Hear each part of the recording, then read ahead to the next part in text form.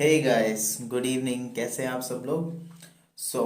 मैं पारिजात वेलकम करता हूँ सबका मेरी सेकंड सीरीज में, सॉरी, सेकंड वीडियो में ऑफ द एचआर सीरीज। और आज हम डिस्कशन करने वाले हैं फीचर्स ऑफ एचआरएम के बारे में।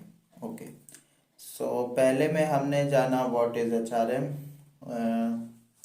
what was the difference between HRD and HRM. Okay, and we also pointed out some functions or features of or advantages of HRM. Okay, now we will be talking in detail about the features of HRM. Okay, so तो हम लोग बात करते हैं पहले feature की, जो कि है decision oriented and universal function. HRM एक डिसीजन ओरिएंटेड फंक्शन है और साथ ही में यूनिवर्सल फंक्शन है। यूनिवर्सल फंक्शन से मतलब है कि this HR function is present all across the globe, means at every organisation at all levels of management. ये हो गया पहली बात। तो फिर दूसरा है डिसीजन ओरिएंटेड। तो डिसीजन कैसे ओरिएंटेड है? सबसे पहले तो इसमें क्या कि ऐसा तो कुछ है नहीं कि सिर्फ टास्क गिविंग वाला ही काम है। ठीक है। अब मतलब बहुत सारे एस्पेक्ट्स हैं जो कि हम अभी डिस्कस करेंगे, लेकिन यहाँ पे जो हम देखते हैं वो ये है कि एचआर मैनेजर है या एचआर डिपार्टमेंट है, उसके अंदर के जो सब डिपार्टमेंट्स हैं या जो उनकी रिस्पॉन्सिबिलिटीज हैं वो क्या हैं? सब डिसीजन ओरिएंटेड ही हैं। ठीक है। उनको कोई वन लाइन ऑफ वर्क नहीं करना है, उनको सारी चीजें देखनी है। That whatever we are doing currently in the present scenario, will it be applying in the organization for a long term or for a short term or for just some period of time. The three dimensions will be taken into consideration. यहाँ पर बहुत सारी चीज़ें हमने देखनी पड़ेंगी। हमने ये जो तीन डायमेंशन डिस्कस किए, तो इस बारे में दूसरा ये कि जो भी डिसीजन होगा वो पीपल के लिए होगा, हमारे ऑर्गेनाइजेशन डेवलपमेंट के लिए होगा, उसकी ग्रोथ के लिए होगा। तो इस वजह से डिसीजन ओरिएंटेड हो जाएगा। Okay. This function is also involved and concerned with the strategies decision making process. सारे स्ट्रैटेजिक काम जो होंगे, हाँ, हमारे वर्कफोर्स से, लेबर से रिलेटेड, वो करेगा HR department. Basically HR function, HRM in broad sense. Okay. So इसमें फिर आपके सारे डिपार्टमेंट्स इन्वॉल्व हो जाएंगे क्योंकि सबकी कंसल्टेशन के साथ काम करना होगा। सो इस वजह से the function of universality and decision making implies here. Okay, so we are done with the first point, and second we come upon providing opportunities and people oriented. तो भैया एचआर डील किससे कर रहा है? ह्यूमन से। Human which are involve in our organisation as work force. Okay. तो people oriented तो है ही, ठीक है, आदमियों से रिलेटेड है, कोई मशीन से रिलेटेड तो है नहीं कि कोई कैपिटल इंटेंसिव टेक्निक आ रही है या कुछ पैसे की बात आ रही है या पॉलिसीज की बात आ रही है, ऐसा नहीं है। आदमियों से रिलेटेड है, ह्यूमन से रिलेटेड है, लेबर से रिलेटेड है। ठीक है। This is generally understood and the concept is also understood. अब प्रोवाइडिंग अपॉर्चुनिटीज, अपॉर्चुनिटी सबसे पहले किसको प्रोवाइड करेगा? कोई गेस?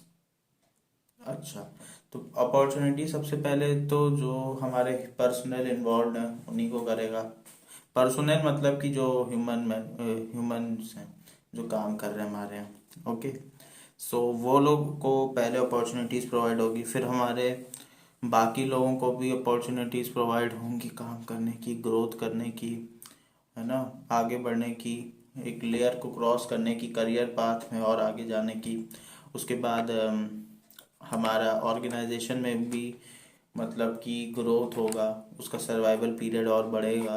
तो उसको भी तो अपॉर्चुनिटी मिल रही है। Opportunity is getting on both side, this is two fold. एक तो है पीपल की तरफ और एक है ऑर्गेनाइजेशन की तरफ।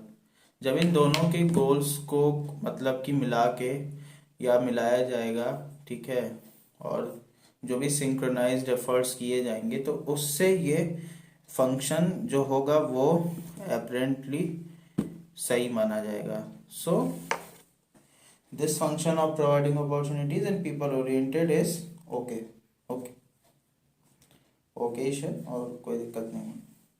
सो मैं थोड़े शॉर्ट शॉर्ट में मैंने आज पॉइंट्स लिए हैं, ज़्यादा बड़े बड़े नहीं लिए हैं। Okay, I think people like short videos. Okay, so हम लोग उतने टाइम तक ही लिमिट रहेंगे। And third point comes development and growth oriented. Okay, कैसे होता है, इस दोनों को मैं एक ही में क्लब करूंगा। पहला तो होता है कि योर कैपेबिलिटी और potential gets realised, that is capability realisation. Then second comes reward and structure mechanism is determined fairly and properly. Okay, growth जो होती है, ठीक है, ग्रोथ तभी होती है जब आप अपने एम्प्लॉयज को खुश रखते हो, ठीक है। और दूसरा ये है खुश रखने का और क्या तरीका हो सकता है, तो खुश रखने का तरीका हो सकता है भाई उसको इंसेंटिव्स दो, उसको थोड़े उसको पैसे जो मिल रहे हैं, सैलरी मिल रही है वो अच्छी मिले, ठीक है, सैलरी बढ़े, प्रमोशंस हों। सो इन सब चीज़ों का ध्यान रखना पड़ता है। Whatever be the intrinsic or extrinsic factors, they are also taken into consideration. Okay, so growth oriented है, ठीक है। HR function is not a dying one, it is actually a growing one. Okay, that one needs to understand. And then development will obviously occur outside the wall also and inside the wall also. Okay, so it is a broader concept। और development जो होगा वो तो organisation का भी होगा, humans का भी होगा इससे, क्योंकि स्ट्रैटेजीज बनेंगी, डिसीजंस सामने आएंगे, हेल्प करेंगे ऑर्गेनाइजेशन को, हेल्प करेंगे एम्प्लॉयज़ को आगे बढ़ने में। सो डेवलपमेंट होएगा। Next comes HR professionals is a binding force। Binding force मतलब कि बांधे रखता है, ठीक है। तो HR प्रोफेशनल्स जो हैं वो ऑर्गेनाइजेशन को बांधे रखते हैं, सारे डिपार्टमेंट्स जो इन्वॉल्व होते हैं, department heads there in involve होते हैं, उनको बांधे रखते हैं, ठीक है।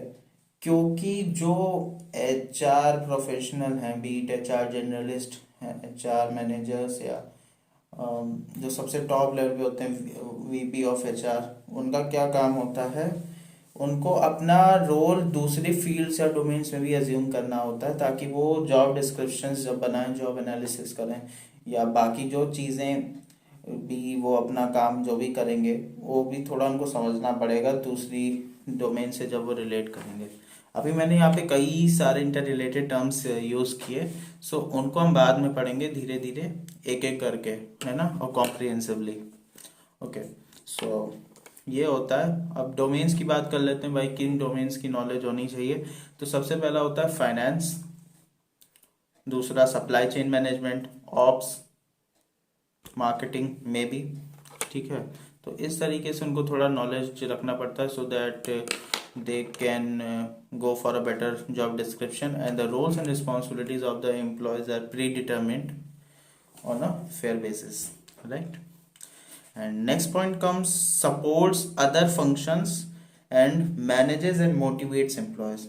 Obviously yeah, they see we can like take this from the third point। okay, development and growth oriented, growth हो रही है बंदे की, डेवलपमेंट हो रही है बंदे की, तो वो तो मतलब ये है कि भाई मोटिवेट तो होगा।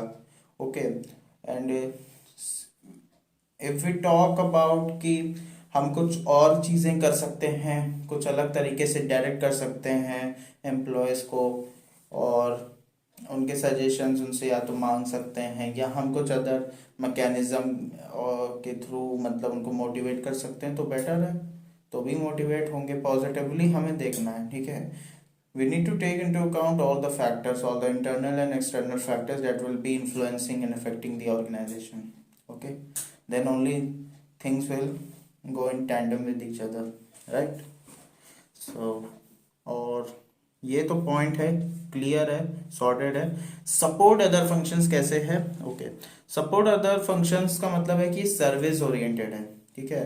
कोई प्रोडक्ट ऐसा तो बिक नहीं रहा है, ठीक है, सर्विस ही दे रहा है। एचआर क्या कर रहा है? अपनी सर्विस दे रहा है, चाहे एचआर कंसल्टेंट हो, कंसल्टेंसी की सर्विस दे रहा है, ठीक है। रिक्रूटमेंट ऑफिसर हो तो रिक्रूटिंग की सर्विसेज दे रहा है। They are just providing services, okay.